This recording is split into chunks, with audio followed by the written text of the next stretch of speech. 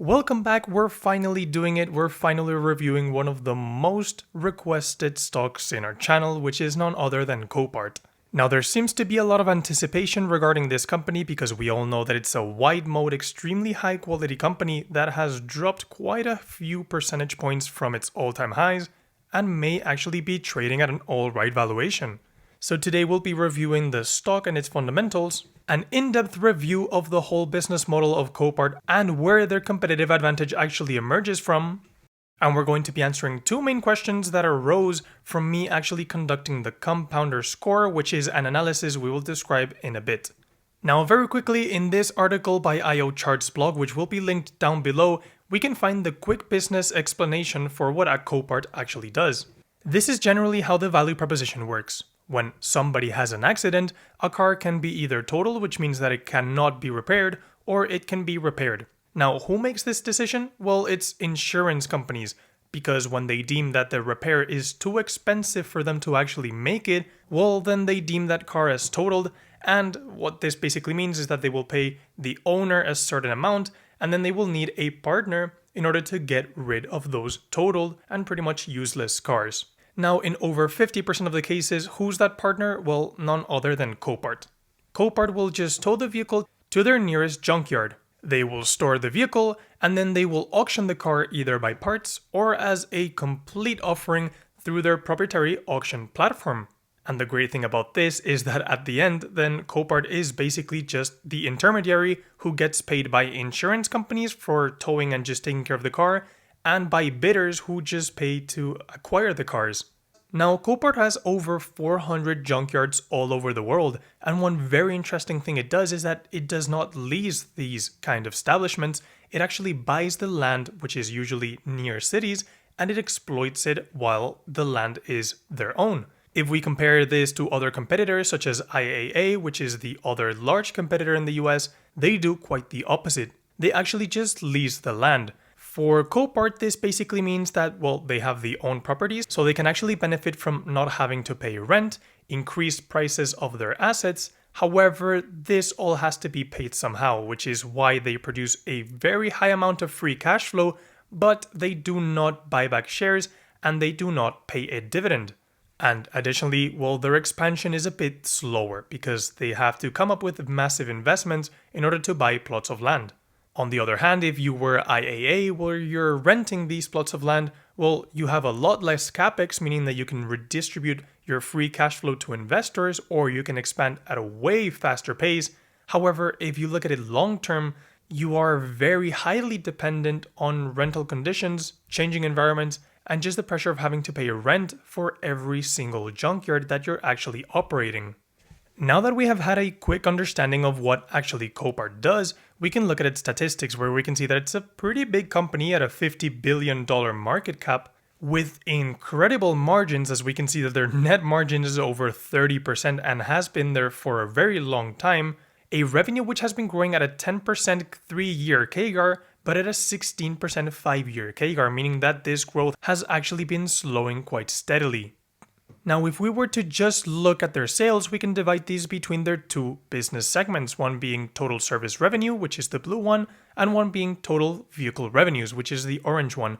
Now, surprisingly enough, for Copart, selling vehicles and actually profiting on them from their auction site is actually the orange part, is where they make the least amount of money. So in reality, they're just selling these cars in order to not have them in their balance sheet and to not have them taking space in their junkyards. The total service revenue, which is where most of the revenue actually comes from, is essentially, well, all the payments made by the insurance companies for Copart to take on the vehicles, all of the storage fees, all of the transport fees, insurance, administration, paperwork, any other fee that you can imagine that Copart has and charges either to vehicle buyers or to insurance companies is in the blue part. So Copart is not really a vehicle auction company. It's more of a junkyard company. And now year over year, Copart has been growing both its revenues and its net income. It seems like this company is just not missing a single year. And additionally, since 2022, we can actually see that their net margin has actually been expanding from a 31% to a 33%, but when you're dealing with such high revenues, this is a big deal and is a major part of the stock's success. Now, just to do the check as we always do again, we have to look at their balance sheet, and this is a curious chart. You have in blue their total liabilities, but in orange you have their total cash and cash equivalents. This means on hand, the most liquid asset they can have, well, they have almost 3 times their total liabilities, meaning that in this sense they're actually doing quite okay, and all of this cash I expect to be invested either into strategic acquisitions or just into buying more land plots to make more junkyards and to increase their operations, which will be a quite nice boost to their growth and also to their shareholder return, where in fact, if we take into account all of the cash that they have, I believe it's around between 5% and 10% of the total market cap of the company, which is incredible. But now there is one thing that we did not like at all, and this we actually found through analyzing the company under the compounder score analysis, which is a method we created and we will be publishing on a weekly basis on our Substack. I'll leave you the link down below, but this essentially what we're doing is we're analyzing each company on 6 main categories: the management, the market, their business model, well, of course, their moat, the financial analysis, and the growth and profitability. And on top, if any of these companies has a risk or a red flag, we will be just deducting points from it, and at the end we will rate these companies based on the results for each of the different criteria that we're actually using. Now, Copart actually scored pretty high on this. Stay tuned as we will post the Substack link down below, and on Saturday we will also do a post reminding you on YouTube that the compounder score for Copart is out.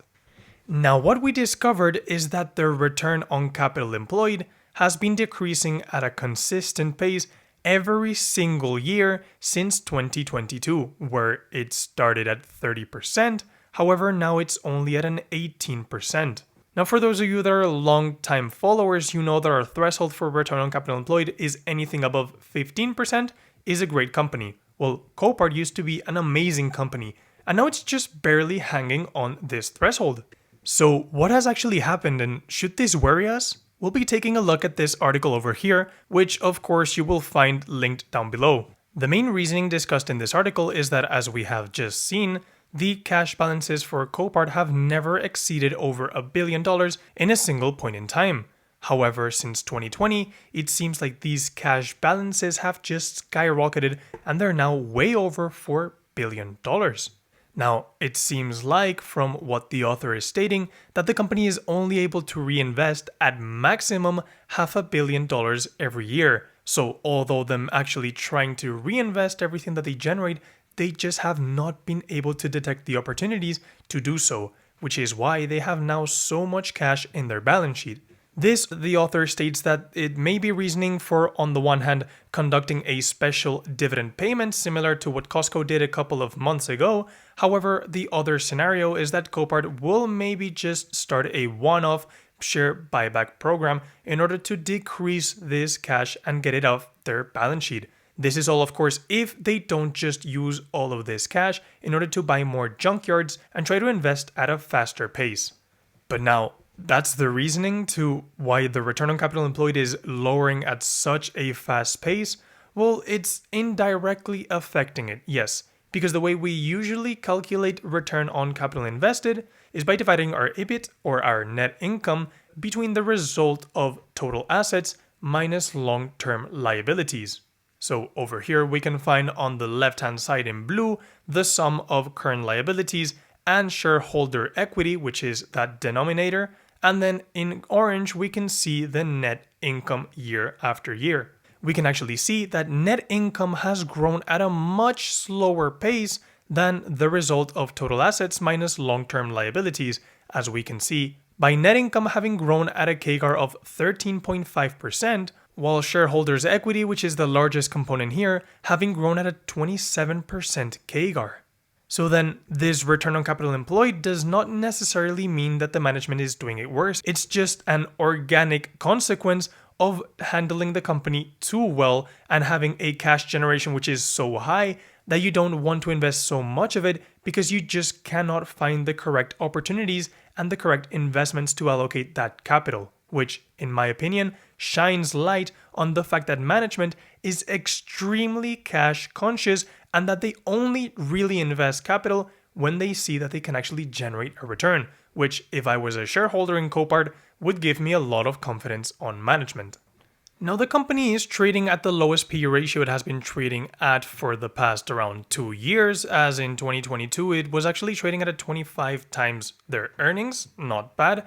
However, now at an over 30 times their earnings, it does raise some questions. Is this worth it for a company that is only managing to grow their revenues at a 9% year over year? However, when we combine all of the theses together, the fact that they're accelerating their net income growth at a 14% year over year, that they have almost $5 billion in their balance sheet, and that it's just a high quality company all around, well, we can start to understand why there is so much noise around this company. This, just for you to have the information, is the free cash flow yield, which we usually say that when it trades at around 3%, it means that a company can be considered undervalued. And now Copart is actually trading at a 2.7%, which is extremely close and a place where we actually rarely see this stock actually trading at.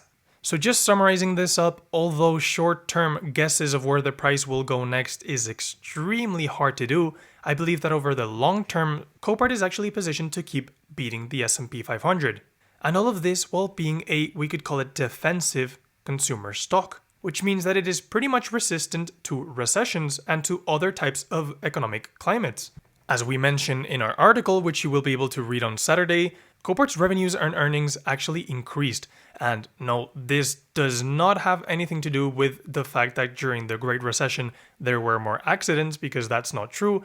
But this is because during economic downturns, some of the factors that hurt everyone else in other industries actually acts as a tailwind for Copart, with consumers actually being forcing to, instead of purchasing new vehicles, purchasing either older vehicles or repair parts in order to fix their cars until things get better. Which, surprise, these two things are exactly what Copart actually helps with.